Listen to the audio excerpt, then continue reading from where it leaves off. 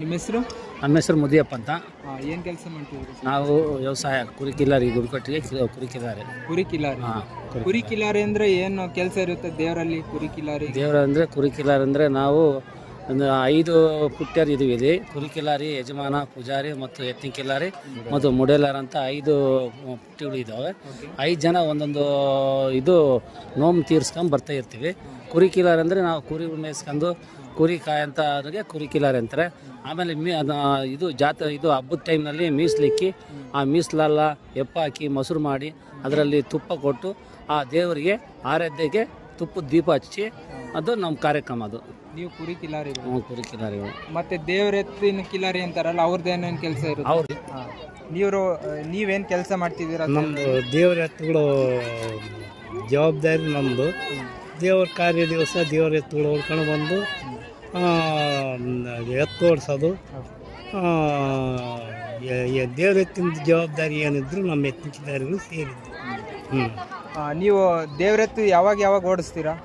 3 ಹಬ್ಬಕ್ಕೂ ಓಡಿಸ್ತೀವಿ. ಏನೇನು ಹಬ್ಬ ಮಾಡ್ತೀರಾ? ಎತ್ತಿನ ಹಬ್ಬ, ಗುಗ್ರಿ ಹಬ್ಬ, ಜಾತ್ರೆ ದೇವಳಿಗೆ ಮಾಡ್ತೀವಿ. ಇವಾಗ ದೇವರೆತ್ತಿನ ಕಿಲಾರಿ ಅಂತ ಹೇಳ್ತಾರಲ್ಲ, ಅವರು ದೇವ್ರ ಎತ್ತು ಕಾಯೋದು ಒಂದೇ ಕೆಲಸನ, ಬೇರೆ ಕೆಲಸ ಏನಾದ್ರು ಮಾಡ್ತಾರ ಅವ್ರ ಮನೆಯವರು? ಅವರು ಎತ್ತು ಕಾಯ್ತಾರೆ.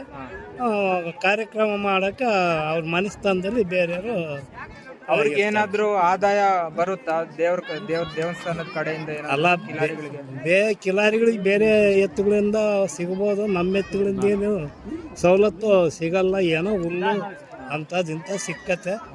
ಕಾಯರಿಗೇನು ಏನು ಸಿಕ್ಕಿಲ್ಲ. ಹೌದು. ಮತ್ತೆ ಏನೇನು ಕಟ್ಟುನಿಟ್ಟು ಸಂಪ್ರದಾಯ ಪಾಲಿಸ್ತಾರೆ ದೇವರೆತ್ತಿನ ಕಿಲಾರಿ? ಅದೇ ದಿವಸ ಸಾಯಂಕಾಲದೊತ್ತು ಉದಿ ಪದಿ ಎಲ್ಲ ಮಾಡ್ಕೊಂಡು ಅದೇನು ಮಾಡೋದು. ಅಂದ್ರೆ ಅವರು ಹಿಂಗೆ ಈ ತರ ನಾರ್ಮಲ್ ಮನುಷ್ಯರ ತರ ಊಟ ಮಾಡಂಗ ಇರಲ್ವಲ್ಲ? ಕೋಳಿ ಅದು ಇದು? ಇಲ್ಲ ಕೋಳಿ ತರ ಏನೇನ್ ತಿಂತಾರೆ, ಏನೇನ್ ತಿನ್ನಲ್ಲ? ಈ ಕೋಳಿ ಒಂದು ಬಿಟ್ಟು ಕೋಳಿ ಮಟನ್ ಒಂದು ಬಿಟ್ಟು ಎಲ್ಲ ಮಟನ್ ಎಲ್ಲ ತಿಂತಾರೆ. ಮತ್ತೆ ಚಪ್ಪಲಿ ಹಾಕೊಂಡ್ರೆ ಚಪ್ಪಲಿ ಹಾಕ್ಕೊಂತಾರೆ. ಗೂಡಿನಲ್ಲಿ ಹೋಗ್ಬೇಕಾದ್ರೆ ಹಾಕ್ಕೊಂಬಲ್ಲ. ಹೊರಗಡೆ ಮತ್ತೆ ಕಾಯಕ್ಕೆ ಹೋದಾಗ ಹಾಕ್ಕೊಂಬ್ಲೇಬೇಕಲ್ಲ, ಹಾಕ್ಕೊಂತಾರೆ. ಮತ್ತೆ ಇದು ಜಾತ್ರೆ ಎಷ್ಟು ದಿನ ನಡೆಯುತ್ತೆ? ಏನೇನು ಕಾರ್ಯಕ್ರಮ ಮಾಡ್ತಾರೆ? ಜಾತ್ರೆ 3 ದಿವಸ ಹೊರಗಡೆ ಬಂದಾಗ 3 ದಿವಸ ನಡೀತದೆ. ಗುರುವಾರ, ಶುಕ್ರವಾರ, ಶನಿವಾರ, ಭಾನುವಾರ 4 ದಿವಸ ನಡೀತದೆ. 4ನೇ ದಿವಸದಲ್ಲಿ ಗುಡಿ ತುಂಬುತ್ತದೆ. ಈ ದೇವರಿಗೆ ಯಜಮಾನ್ರ ಅಂತ ಇರ್ತಾರಲ್ಲ, ಎಷ್ಟು ಜನ ಬಂದಾರ? ಪೂಜಾರಿ, ಯಜಮಾನ, ಎತ್ತಿನ ಕಿಲಾರಿ, ಕುರಿ ಕಿಲಾರಿ, ಮುಡೇಲಾರು, ಸಕ್ಕಲ್ಲು ಮುಡೇಲಾರು ಸೇರಿ ಒಂದು ಏರಿಗೆ 4 ಜನದ 4 ಕೆರೆಗೆ 5 ಕಾರ್ಯಕ್ರಮ ನಡೆಸ್ಕೊಂಡು ಮೀಸಲಾದಾಗಿಂದ ಹಿಡಿದು ಮೀಸಲಿಗೆ ಸ್ಟಾರ್ಟಿಂಗಿಂದ ಬಂದು ಮೀಸಲಿಡಿಯೋದ್ರಿಂದ ಹಿಡಿದು ತಿರ್ಗಾ ಮತ್ತೆ ಅದ್ರ ಬಗ್ಗೆ ಏನೇ ಕಾರ್ಯಕ್ರಮಗಳಿದ್ರೆ ಎಲ್ಲನೂ ಅಷ್ಟು ಮಾಡೋದು ಇದು ನಮ್ಮ ಪದ್ಧತಿಯಿಂದ, ಅದು ಹಿಂದಿಂದ ನಡ್ಸ್ಕೊಂಬಂದಿದ್ದಾರೆ. ಹಾಗಾಗಿ ಅದು ಕಂಟಿನ್ಯೂ ಆಗಿದೆ ಇಲ್ಲಿವರೆಗೂ. ದಾಸೋಹಕ್ಕೆ ಕಟ್ಟಿಗೆಯಿಂದ ಹಿಡಿದು ಬಾಳೆದೆಲೆ ಅದೆಲ್ಲ ನಮ್ಮದೇ. ಮತ್ತು ಅದರಲ್ಲಿ ಫಸ್ಟ್ನೇ ಎಡೆ ಅಂತೇಳಿ ನಮಗೆ ಹಾಕೋದು. ಆ ಎಡೆ ಹಾಕಿ ಎಲ್ಲರೂ ಬಂದು ಅಲ್ಲಿ ಕೈ ಮುಗಿದು ನಮ್ಮ ಅಣ್ಣ ಶಂಖ ಹಿಡಿತಾನೆ.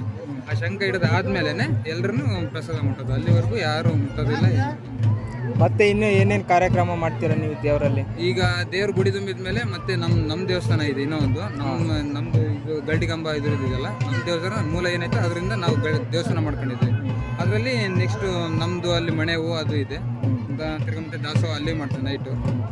ಅದಾದಮೇಲೆ ಲಾಸ್ಟ್ ಅದೇ ಆಗಿ ಮತ್ತೆ ಬೆಳಗ್ಗೆ ಎಲ್ಲ ಅಣ್ಣ ತಮ್ಮಗಳು ಇರ್ತಾರೆ. 9 ಜನ, ಇನ್ನು 7 ಜನ ಇರ್ತಾರೆ ಅಣ್ಣ ತಮ್ಮಗಳು. ಆ 7 ಜನ ಅಣ್ಣ ತಮ್ಮಗಳಲ್ಲಿ 9 ಭಾಗ ಮಾಡಿ ಪಾಲು ಇಟ್ಟು ಅಲ್ಲಿಗೆ ಲಾಸ್ಟ್ ಮಾಡ್ತೀವಿ.